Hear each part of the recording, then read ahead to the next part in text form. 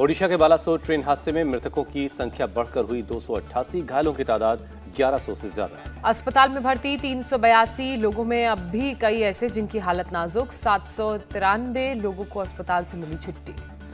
बालासोर में दुर्घटना वाली जगह पर रेस्क्यू ऑपरेशन अब भी जारी है। ट्रेन के डिब्बों को हटाने का काम चल रहा है। रेस्टोरेशन के काम में 1000 से ज्यादा लोग लगे हुए हैं। काम न रुके इसके लिए 500 मजदूरों की 2 टीमें बनाई गई हैं। रात भर पटरियों से मलबा हटाने का काम जारी रहा। ट्रैक को क्लियर करने के लिए बड़ी तादाद में कर्मचारी लगाए गए। रेस्टोरेशन के काम के लिए 7 से ज्यादा पोकलेन मशीन, 2 दुर्घटना राहत ट्रेन को लाया गया है। 3 से 4 रेलवे और रोड क्रेन को भी लगाया गया है। बालासोर ट्रेन हादसे के रेस्क्यू में भारतीय वायुसेना के हेलीकॉप्टर भी मदद कर रहे हैं। घायलों को एयरलिफ्ट किया जा रहा है। रेल मंत्री अश्विनी वैष्णव लगातार घटनास्थल पर मौजूद रहे। रात में भी अधिकारियों और मजदूरों के बीच वो मौजूद रहे। रेल मंत्री अश्विनी वैष्णव की लोगों से अपील, रेस्टोरेशन वर्क में लगी बड़ी मशीनों से दूर रहें। पीएम मोदी ने ट्रेन हादसे के बाद रेस्क्यू में शामिल बचाव दल के सदस्यों के काम की तारीफ की, लोगों की हिम्मत की भी प्रशंसा की। पीएम मोदी ने एनडीआरएफ, ओडीआरएफ, स्थानीय अधिकारियों, पुलिस, दमकल, स्वयंसेवकों और आम लोगों की तारीफ की। कहा, बिना थके जमीन पर काम कर रहे हैं। पीएम मोदी ने ट्रेन हादसे को लेकर दुनिया भर के नेताओं के शोक संदेश पर भी आभार जताया। कहा, उनके शब्द शोक संतप्त परिवार को शक्ति देगा। बालासोर ट्रेन हादसे में घायलों से मिले पीएम मोदी, अस्पताल जाकर घायलों की सेहत की जानकारी ली। प्रधानमंत्री नरेंद्र मोदी ने घायलों के परिजनों को भरोसा दिया। कहा, इलाज में कोई कसर नहीं छोड़ेंगे।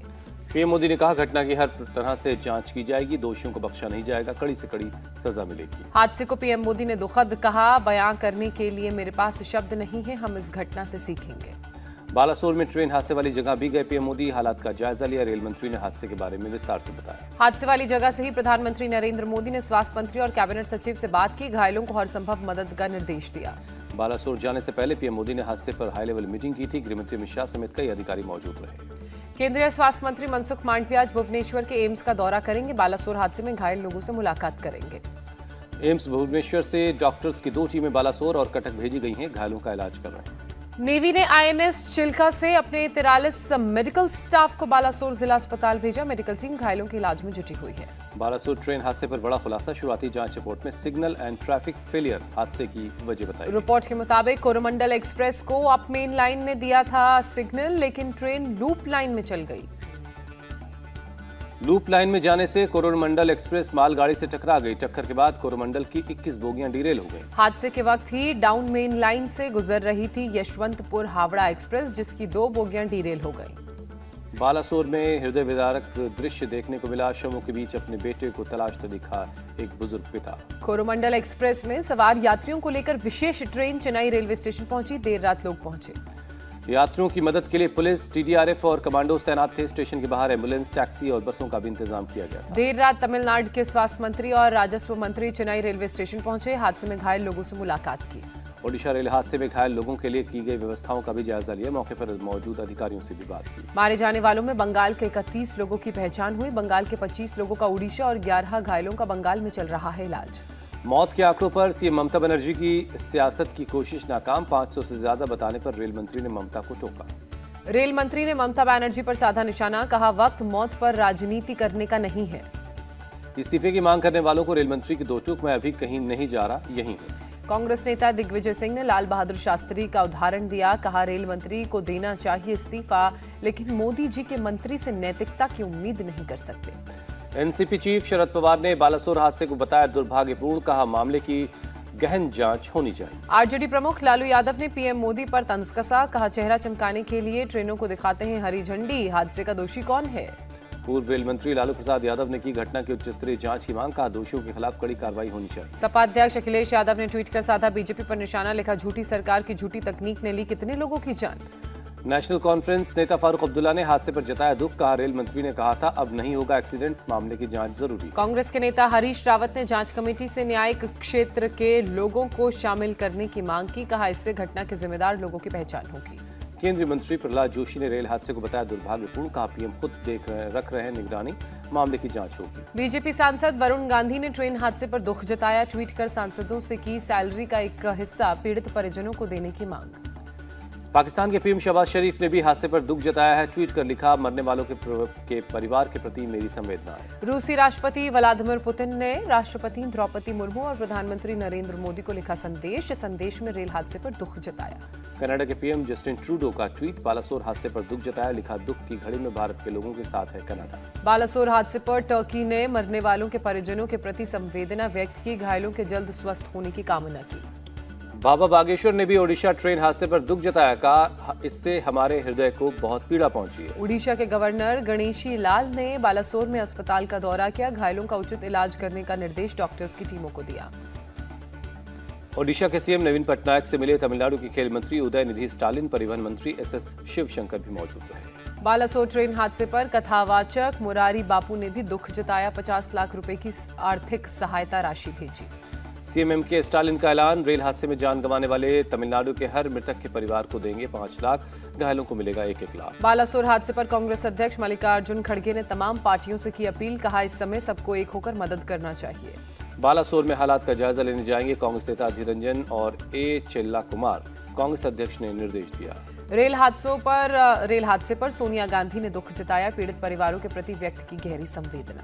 केंद्रीय मंत्री अनुराग ठाकुर ने वाराणसी में बालासोर हादसे में जान गंवाने वाले लोगों को श्रद्धांजलि दी, एक कार्यक्रम के दौरान रखा गया मौन। मुख्यमंत्री योगी आदित्यनाथ ने भी मौन रखकर श्रद्धांजलि दी, कई मंत्री भी रहे मौजूद। सैंड आर्टिस्ट सुदर्शन पटनायक ने ट्रेन हादसे में मारे गए लोगों को श्रद्धांजलि दी, घायलों के जल्द स्वस्थ होने की कामना की। राहुल गांधी की अमेरिका यात्रा का आज आखिरी दिन, न्यूयॉर्क में प्रवासी भारतीयों की एक रैली को संबोधित करेंगे राहुल। न्यूयॉर्क के जेविट्स सेंटर में राहुल गांधी प्रवासी भारतीयों को करेंगे संबोधित, कई नेताओं और उद्योगपतियों से भी मुलाकात करेंगे। दक्षिण अफ्रीका के दौरे पर गए विदेश मंत्री एस जयशंकर का राहुल गांधी पर अटैक, कहा यदि मैं विदेश यात्रा पर हूं तो वहां राजनीति नहीं करूंगा, बहस करनी होगी तो अपने देश में करूंगा।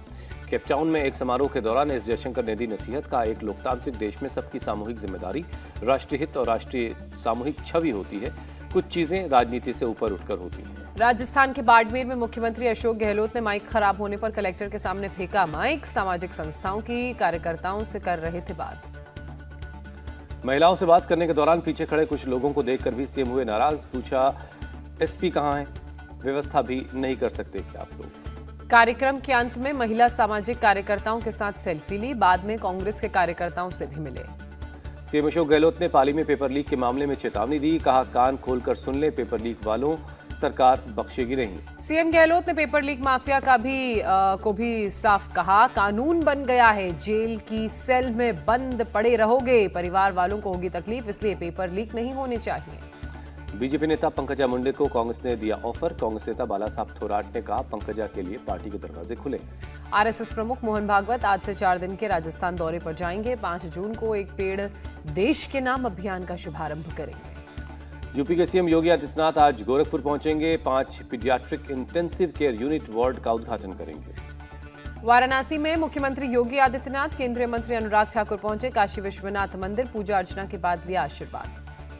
मुख्यमंत्री योगी ने काल भैरव मंदिर में पूजा अर्चना की, काल भैरव का आशीर्वाद दिया। राष्ट्रपति द्रौपदी मुर्मू का सूरीनाम और सर्बिया दौरा, देर रात दिल्ली से यात्रा के लिए हुई रवाना। पहलवानों के समर्थन में आज सोनीपत के मुंडलाना में होगी खाप महापंचायत, बजरंग पूनिया, साक्षी मलिक और फोगाट बहनों समेत कई खिलाड़ी शामिल होंगे। मुंडलाना में बुलाई गई है सर्वजातीय खाप महापंचायत, आरएलजी प्रमुख जयंत चौधरी और पूर्व गवर्नर सत्यपाल मलिक भी होंगे शामिल। राजस्थान के सीएम अशोक गहलोत, रेसलर्स के बहाने उन्होंने साधा केंद्र सरकार पर निशाना, कहा देश का माहौल बदल रहा है, पहलवान प्रदर्शन कर रहे हैं लेकिन केंद्र को इससे मतलब नहीं है। सीएम अशोक गहलोत ने बृजभूषण शरण सिंह के खिलाफ एफआईआर का मुद्दा भी उठाया, कहा सुप्रीम कोर्ट के कहने पर एफआईआर दर्ज हुई, जबकि राजस्थान में एफआईआर दर्ज नहीं होने पर होती है कार्रवाई। बागेश्वर धाम के पंडित धीरेन्द्र शास्त्री ने वडोदरा में लगाई हिंदू राष्ट्र की हुंकार, कहा शेरों की तरह सड़कों पर आकर हिंदू राष्ट्र के लिए ललकारो। बाबा बागेश्वर ने हिंदुओं की तुलना बरगद के पेड़ से की, कहा बरगद हजारों वर्षों तक चलता है, ना कोई उसे उखाड़ पाता है, ना कोई मिटा सकता है।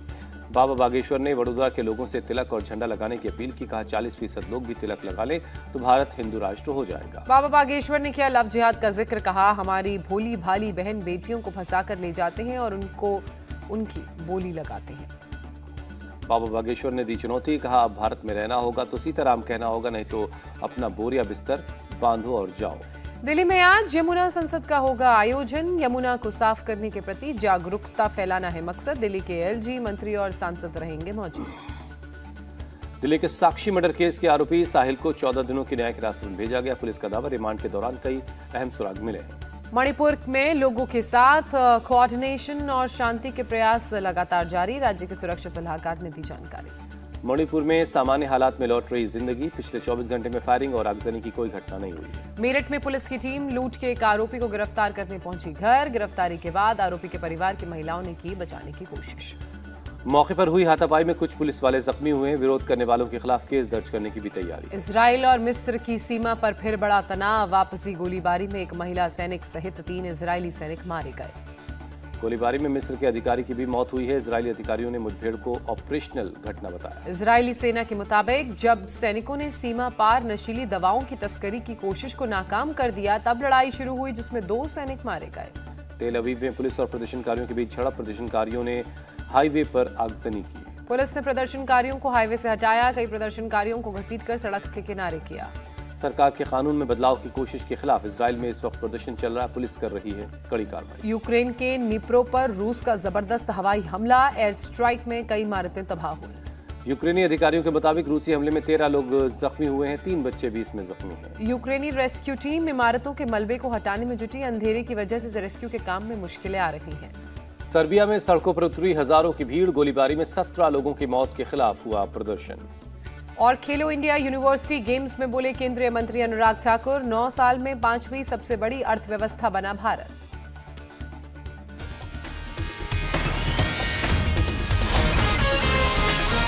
इंडिया टीवी हर वक्त हर जगह डाउनलोड करने के लिए सर्च करें India TV news Google play store या ऐप स्टोर पर।